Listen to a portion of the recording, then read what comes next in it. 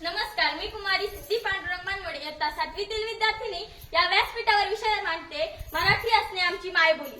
महाराष्ट्र महाराष्ट्र हा जिजाऊच्या संस्कारांचा, शिवरायांच्या विचारांचा, जिजाऊच्या संस्कारांचा, शिवरायांच्या विचारांचा आणि शंभूच्या पराक्रमाचा आणि शाहूच्या पुरब गड्यांचा आणि डॉक्टर बाबासाहेबांच्या लेखणीचा, अण्णाभाऊ साठेंच्या लोककलेचा वारसदार म्हणजेच माझा महाराष्ट्र.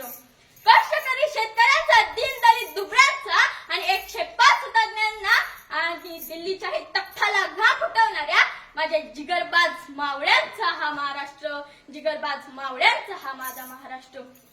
अशा या महाराष्ट्राच्या मातृभाषेला प्रथम मी माझा मानाचा मुद्रा करते आणि माझ्या विषयाकडे वळते.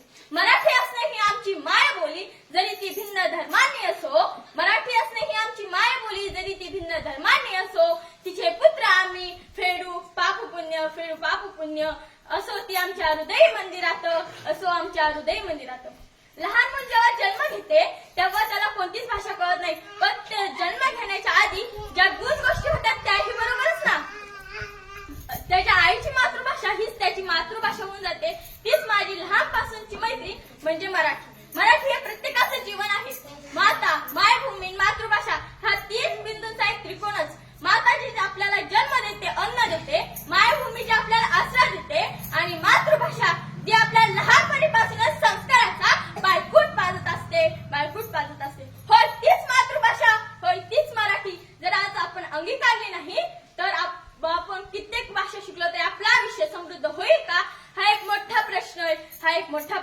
मराठी म्हणजे काय? ज्ञानेश्वरांनी रुजवली भाषा ती मराठी, शिवरायांनी टिकवलेली संस्कृती म्हणजे मराठी आणि संतांनी वाढवलेला वाना म्हणजे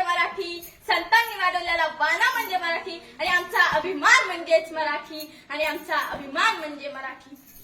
अरे एक कविता छान म्हणतात ना, माय मराठी तुझ्या पायी तन मन धन मी वाही अले तुझ्या नामी, तुझ्या धामी अखंड रंगुनी राही अले तुझ्यासाठी वात होऊनी जळते मी.